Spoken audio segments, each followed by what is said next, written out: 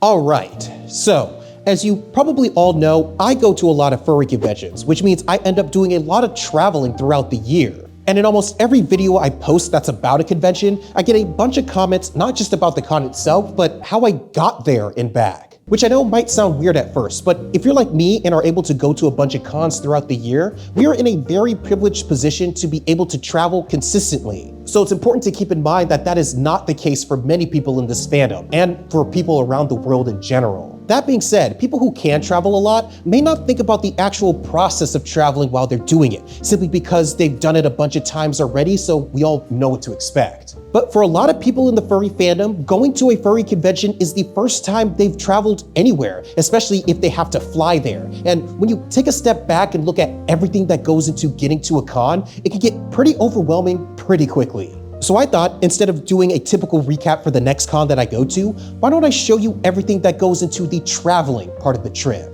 You can kind of think of this as a guide on how to travel to and from any furry convention around the country and around the world. And because I've done it so much, I have a bunch of things that I'm going to share with you that probably won't come up in traditional travel guides. Some that may seem simple, but can save you a ton of time once you get to your destination. Let me explain. And we're actually going to start right here at home, because how you prepare for traveling to a con can make or break your experience at the con itself. If you're going anywhere for more than like a couple of days and staying overnight, then that starts with packing your bags. Now we're starting here because I'm assuming you have all of your previous reservations handled, like your room accommodations, registration, and your mode of transportation to the con itself. That should be done well in advance before it's actually time to leave. But once it is time to leave, you have to pack, which even for frequent travelers can be one of the more stressful parts of going on any trip. And it's funny because that on its own doesn't sound fun. Having your anxiety build up before you even step outside of your house seems a bit backwards to me. So to avoid this, I've made packing as stress-free as possible for myself by making a packing list. Before I even open my suitcases, I make a checklist of all the things I need to bring for my time at the con. This is essential for me because it helps me keep track of everything that I'm bringing, which, as we'll get into later in this video, makes repacking to leave the con just as simple. Now, if you ask me, there's no such thing as too much organization. So I have everything I need categorized based on what type of items they are. That way I can pack in sections and avoid trying to jam something like a jacket in my bag if it's already full with camera gear or something. Speaking of which, making a list like this also helps me understand what I actually need for each con. For example, for the con that we're going to in this video, I know I'll be gone for 4 days and 3 nights, including this travel day. And I know I like to bring 1 clothing set per day and 1 extra just in case something spills or rips or otherwise makes something unwearable. So I'll add that to my list. This also helps keep all my other stuff accounted for, like my camera stuff, my toiletries, and all the stuff I need for fursuiting, which there is a bunch of. Additionally, doing things this way also helps me plan how many bags I need to bring, which in most cases should be kept to as few as possible, and not just for handling purposes. At least here in the US, if you're flying, you're only allowed to carry on a smaller suitcase like this and 1 backpack or smaller bag with you to the seat on the plane. These bigger suitcases need to be checked and sent to the cargo section of the plane, which, unless you're flying Southwest, costs extra to do each way. So being efficient with your packing isn't just to save you stress, it's to save you money as well. Once that list is finished, it's now finally time to pack, which leads me to what has to be one of my favorite inventions of all time: packing cubes. I think you'll pick up on this very quickly, but the theme of my travel strategy is organization, and these things are the cornerstone of that theme. If you've never heard of a packing cube before, they're very simple. They're just bags that are shaped into cubes that you put clothes in. That's it. They come in all shapes and sizes and can cost anywhere from 20 bucks for a pack of 6 to 40 bucks for just 1 cube. But they all do the same thing: give a place to put your clothes in before tossing them in your suitcase. They help keep things folded so you can avoid your shirts from wrinkling. Some of them, like this one, can actually have a zipper to compress the bag so they can save you space in your suitcase as well. And best of all, especially for me, they can help further categorize your clothes so you know where to pull from when getting dressed each day at a con. So after picking out my clothes for the con based on the previously created checklist, I'll fit them into these cubes, zip them up, and toss them into my suitcase. And I mean, come on, look how clean that is. So that's how I pack my clothes, and all the other stuff that I bring basically fits where they can in the remaining bags that I have. Again, I'm a freak and I have a bag for basically everything at this point. My toiletries go into this bag, all my cables and charging bricks go into this one, my camera gear goes into this camera backpack. For me, everything must have a home when traveling away from home. And that includes my fursuit, which I don't have the full suit on right now because I'm getting ready to talk about packing it. I'll admit, despite being a well-seasoned traveler, it still makes me nervous to pack, especially as one who flies to cons frequently with a full suit. To get my full suit to a con, I need to check a larger case to carry it all, and my case of choice is the ever-popular Pelican case. Specifically, this is the IM2975 Storm travel case. These things are super tough, so those people in the back of the airport handling your bags that don't care what's in it can toss it, kick it, bang it against other bags seemingly gleefully, and even that won't compare to the beating that these cases could take. And that is especially reassuring when flying with something as fragile as a fursuit. Now, this is all contingent on whether you have to check your fursuit under the plane, which if you don't have to, don't. If you just have the head and some paws, I would much rather you carry that onto the plane with you and check things that are a lot more replaceable. Heck, even if you do full suit, I know many people that still carry on their heads and leave the rest of their bodysuits in cases like these. In fact, once I get a sturdier duffel bag, that's something I'm gonna start doing myself. At least I'll know that I'll have the head and the paws with me, and that's something I can work with at a con. But either way, I know any part of your fursuit going out of your sight is stressful. And honestly, there's really nothing that I can say that can help sugarcoat the fact that things might get lost or damaged when you check a bag. All I can say is that the numbers are on your side. Airlines aren't out to get you, and they don't want to lose your bag either. And it may sound like that there's a bunch of stories of people losing stuff in luggage, but it's a bit of a case of the loud minority making a lot of noise. I mean, think about it. No one is going to tweet, "Hey, look, the bag that I checked at the airport made it to my final destination without any issues." But that doesn't mean you have to trust the entire process. There are still things you can do to help keep the risk of something happening to any of your checked bags as low as possible. First, buy good cases, whether it be suitcases for clothes or a case for your fursuit. And yeah, they can get expensive, but these things are protecting even more expensive things. And I'm a firm believer in protecting any investment you make as much as possible. Second, and I know this is hard to avoid for some people, but try to fly to your destination with as few stops as possible, preferably nonstop. That way your bags are handled by the airport that you started at and at the one that you're ending at, and nothing in between. And again, I totally understand that not everyone lives in a big city that has a lot of direct flights, but I know of people that have driven 3 to 5 hours to their closest large airport just to avoid layovers, which if you had the time, might be worth it. And finally, and you should do this with any of the bags that you travel with, but put some sort of tracker inside it to keep track of it with your phone. You can get AirTags if you have an iPhone, Tiles if you have an Android phone. Just get something that leaves a trail of your bag's location. I can't tell you how many sighs of relief I've let out after landing at a destination, opening my phone and seeing that my checked bag is also at the same runway that I just landed on. So yes, we just spent a ton of time talking about traveling and we literally haven't gone anywhere yet. But trust me, taking 30 to 45 minutes before you head out to gather all of your stuff and prepare for your trip ahead makes things a whole lot less stressful because now we're ready to go. So let's do just that. Let's head to the airport and check out the con.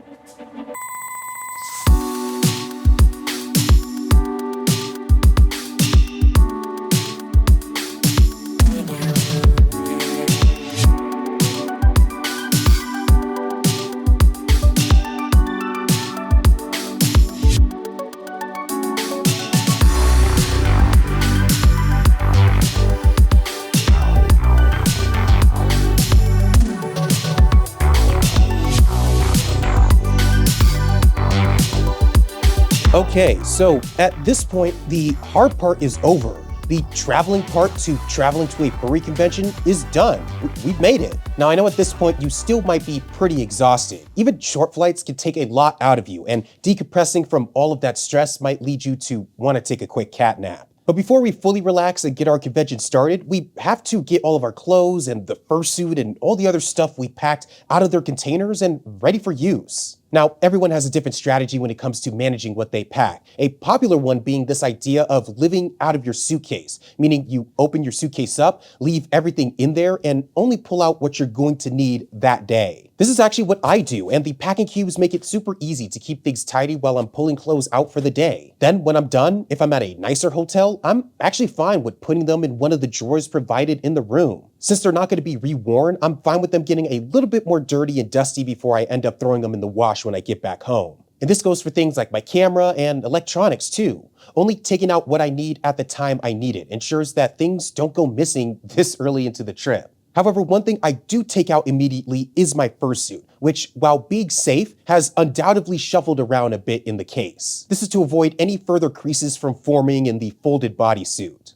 Now, I already took my head and paws out for recording this section, but the first thing I do when I arrive in the room is to take my fursuit bodysuit out. I'll place it on a hanger, hang it up, and brush it down immediately. Again, if I wasn't recording this video, I would be fine with leaving everything else in the case until I needed it. But my bodysuit needs a little bit more care than everything else, and this keeps it from creasing and keeps the fur from staying bunched up like it was when it was still in the case. But besides that, we're pretty set to go. And we'll just repeat the process of taking things out when we need them and putting these clothes away until the con is over.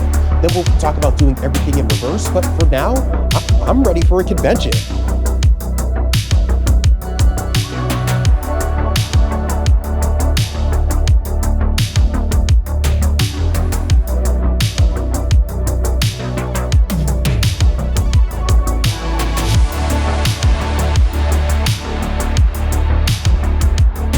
All right, now comes the saddest part of any convention, getting ready to leave.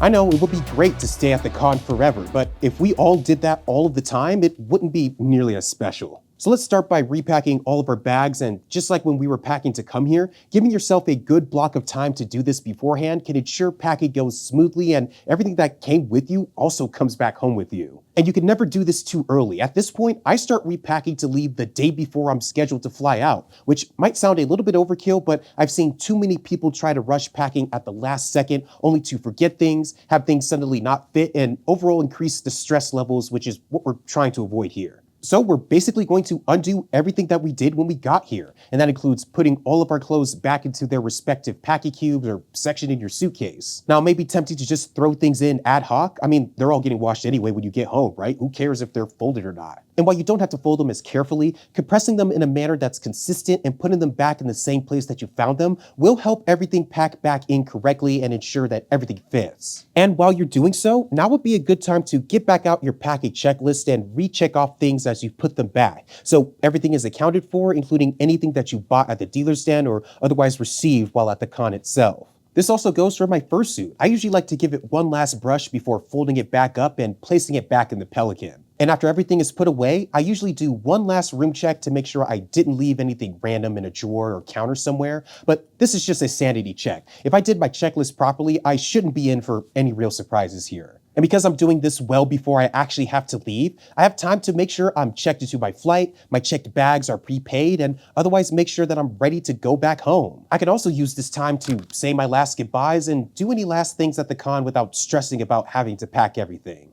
But eventually, it will be time for you to check out of the hotel and get on out of here. Now, here's something that I learned the hard way. If at all possible, try to vacate your room as early as possible and not right before the checkout deadline. Especially at bigger cons, everyone typically sleeps in and waits to check out until they absolutely have to, which means everyone in the hotel is trying to leave with all of their stuff at the same time. This means waiting for elevators to go down to the ground level is an absolute nightmare. So if you can, get out of your room as early as you can to avoid all of these crowds. And even if your flight or train or transportation back home isn't for another few hours, you can still ask the hotel to hold your bags in a secure location until it's time to leave. That way you can hang out in the main lobby or go get something to eat without lugging all of those bags around. But when it is time to head out, the process is the same as getting here. Get to the airport early. If you're flying, keep your checked bag tags with you. Make sure they're accounted for on the app and have a safe trip back home.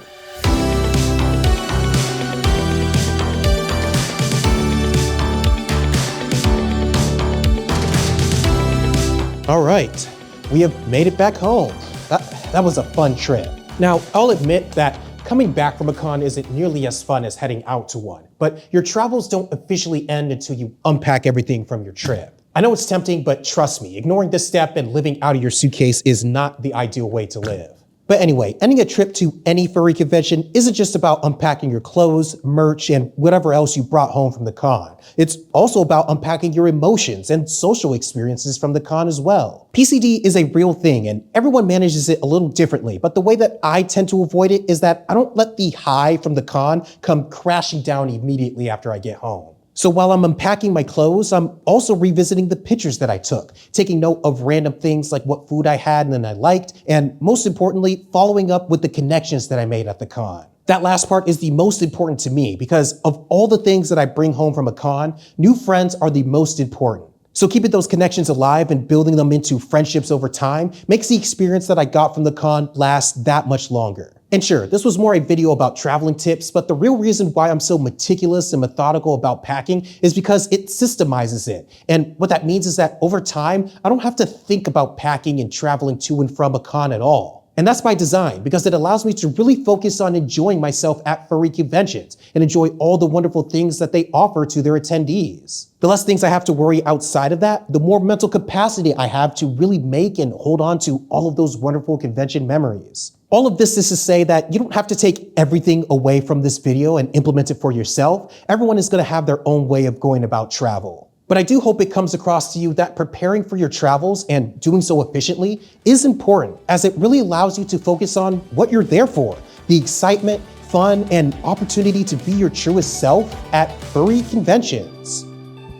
All right, that's it. Thanks for watching. If you have any questions about anything travel related, please feel free to ask them in the comments. I'll see you all down there, but until next time, stay wild out there. Peace.